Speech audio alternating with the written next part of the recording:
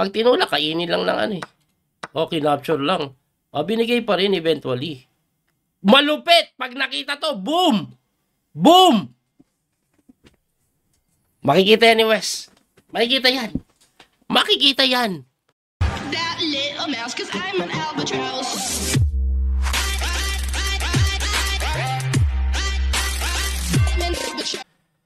Kalaban naman ni Grandmaster Wasiso ngayon ang #1 player ng Vietnam.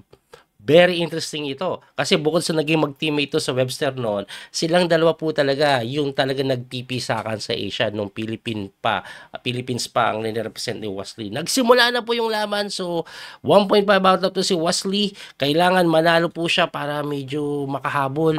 Ang tinira po E4, E5. Ayun, Italian po ang nangyari. So, lahat po yan normal lang. Ayan, normal lang. Tingnan mo, mag-G5. Kaya po hindi nag-casting yan eh. Hining mo ba lang ni Wesley, nag-iikot po yung kabayo, knight lang po sa may D1 or E1, H5, agresibo na sinagot lang ng F3. So far, mabilis pa rin tumira yung dalawa, mukhang alam na alam pa nila yung ginagawa nila. And after knight C2, sabi po ng engine, goods pa daw ang position ni Wesley. No? Slightly better daw for the side of white. Konting-konti lang naman. Kasi kahit inaatake po si Wesley ngayon, nandyan din yung king ng kalaban. So kahit pa paano masasabi natin, hindi nakakatakot yan. Saka tingnan nyo naman, may contemplate sa queen side. Ito bang si Wesley, kahit pa paano may counterplay siya dyan. So, ang nakikita ko pa nga, yung knight na si C2, tatalo nun, ganun eh. So nag-king move lang, nako, hindi daw ganun kaganda. Bakit hindi maganda yung king move? Pwede na daw bimiyak si Wesley sa gitna. Ayun, no? Lalakas yung gitna. Yung pala isang idea ng knight C2 to support the D4. At pag naka D4 daw si Wesley, positionally, lamang na. Grabe. Grabe na po kasi yung space advantage si Wesley, no? Medyo nagsisiksikan pa po. Ayan, no? Yung mga piyesa niya. Eto lang knight yung maganda yung develop. Well, okay din to, pero tingnan nyo yung dalawang minor, no? Nandun pa at tinulak na nga ni Wesley. Mukhang okay ang position ni Wesley. Slightly better po talaga. Not slight na nga ito. Clearly better na po ata ang tawag dito dahil almost 1 point na eh. Aba, atapang nga tao. A-break lang dito. Tingnan nyo yung ginawa. In F5 lang pero kinain ni Wesley na kung saan hindi pa nga daw ganun kaganda. Dapat daw night jump agad eh. Kasi pagka tinulak may ganun naman eh. Do lamang pa rin po ito ng konti, kaya lang mapapaisip ka ano nang nangyayari. Kasi libre po yung pawn. Libre yung pawn, pero pag kinapture yan, aking nakikita malamang sa malamang, kainin po ito, tapos tirahan ng ganun, kain din doon, kahit makain po yung pawn, medyo aktibo naman yung mga pyesa. Kinapture na nga. Kinapture. Anong tira? Blunder eh. Blunder? Makita kaya ni Wesley yung tira? Alam niyo kung ano yung tira? Yung sinabi kong knight takes. Kaso pagka rook takes, ayan, yan na, ginawa ni Wesley. Ito yung #1 engine mo, bo. Queen C2 lang? Bakit? Gustong ilagay yung isang tore dito para atakado yun. Wow. Sabaw. No? Queen C2 lang. Oh, hindi mo makapture to eh. I mean to. Kasi may kain dun eh. Kita kaya ni Wesley. By the way, si Lekwang lang, huwag niyo pong maliitin yan. Pagdating sa pabilisan, malupit yan. World Blitz champion po yan. Kasali sila Magnus, malalakas na player during the time champion niya ang World Blitz Championship. Mabilis yan si Lekwang. Malakas talaga yan. Malakas hanggang ngayon naman eh. Kaya nga na-maintain din yan yung 2700 rating eh.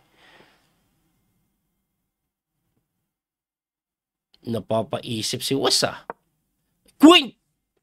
Grabe, nakita ni Wes yung engine move. Parang chess player din si Wesley so mga kabigan.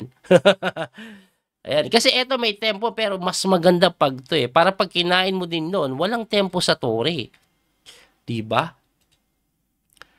Hanep, no? Ngayon, pag nag-queen F6 ka, edi may knight jump. Another pressure sa reyna.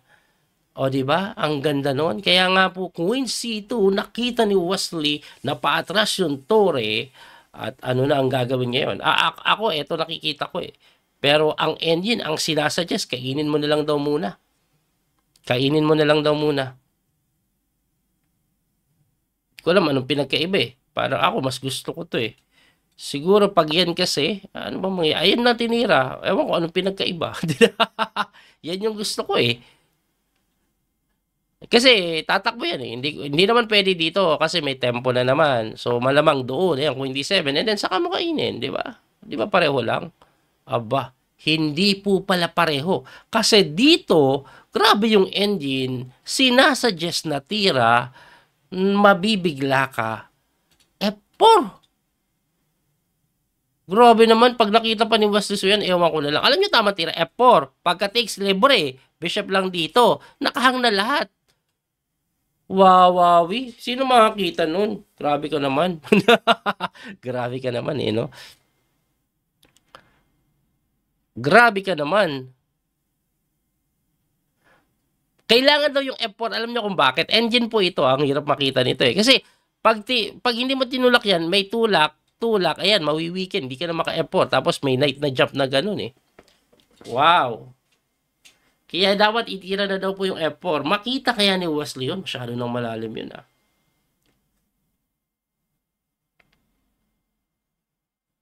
Grabe yung F4 ah.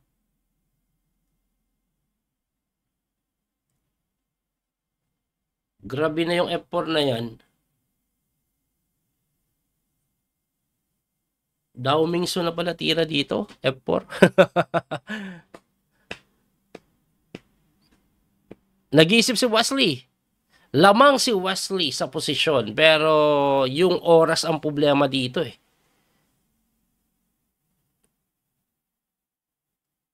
Hindi makatira si Wesley. Medyo lumalaki yung kalamangan sa oras ni Lekwang Lem. Pero pag nakita naman ni Wesley yung mga tamang tira James dito, nako po, dali yan si Lekwang Lem.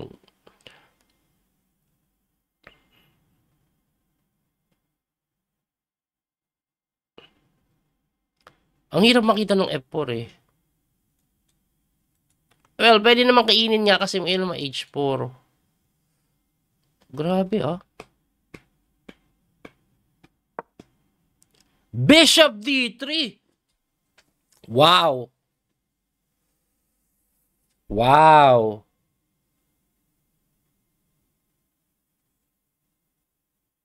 Hindi, pareho ng idea eh. Kaso, ang malupit, ibalik ko lang po ano, may ganito pala yan. Hindi pwede yung ganun kasi pagka takes mo, may check. Ayan no. Tapos may tatagos na ganun. Pero ang tinira is tumalon agad, kinapture agad yan ni Wesley, at eto na nga po, goods pa rin si Wesley So dito. So ano ang gagawin? Pag nag-G-take sa kakakainin to, ayun. Ayun ang mangyayari.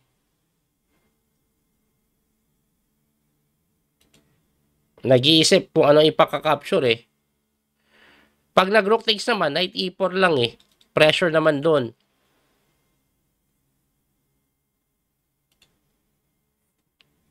Problema ni Wesley So dito yung oras eh. Lamang pa rin si Wesley pero yung oras ang kanyang problema. Uy, nag-rook takes.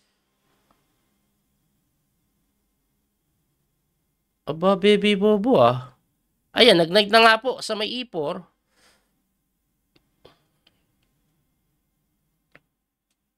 Ay, ang lupit ng idea ng knight e4. Kala mo eto lang yan? Ang threat po niyan eto. Shung, shung, shung. Shung, shung, shung pa nga. Yun pala idea niyan. Pangmalupitan, no? Yung knight G3 ang matinding parating. Ayan, knight G3. Pag nakita to ni Wesley, grabe. Grabe, grabe. Grabe, grabe ang knight G3, guys. Nakita ni Wes. Nice. Eto parating eh. Paano mo didepensahan yan? Hala ka dyan. Kasi kahit kumanito ka, dikitan mo yun, may ganun eh. Pag tinulak mo, gaganon pa rin eh. Well, may isang tirada, pwede to. Pwede pala yun ah. Kaso makakain to. Libre ba? O baka may mas maganda pa, eto na siguro. Yan, tapos kulong tore. Kaya napaganyan na lang. Pero ganun pa rin. Teka. Pwede ba kainin to? Eto din pwede eh. Tapos ganun, no? Parang interesting eh. Kulong yung Torre. Di ba?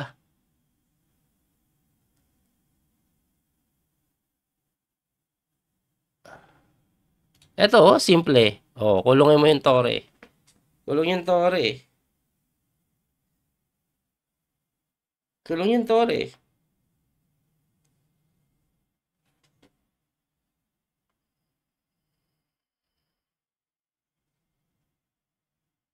Nag-iisip si Wesley. Halos tumingin sa yung kalamangan ni Lek Wang Lem, pero gusto ko yung posisyon ni Wes, ah.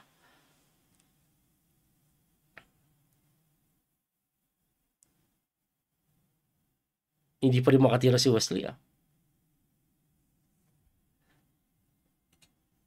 Hindi makatira si Wes.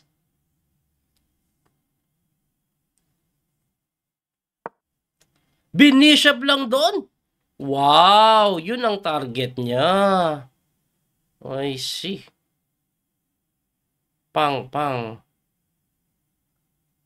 Quality up, guys. Kasi pag gumanito ka, kakapturein lang yan. Pag ginanon mo, kakapturein ulit. O, tapos may capture doon. I see.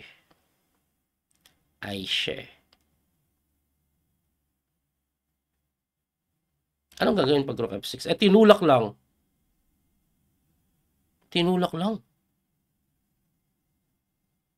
Wala bang queen dito or dito?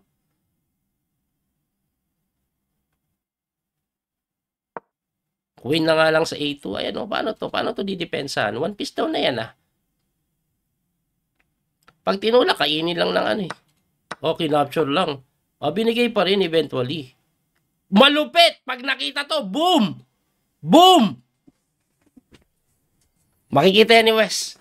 Makikita yan.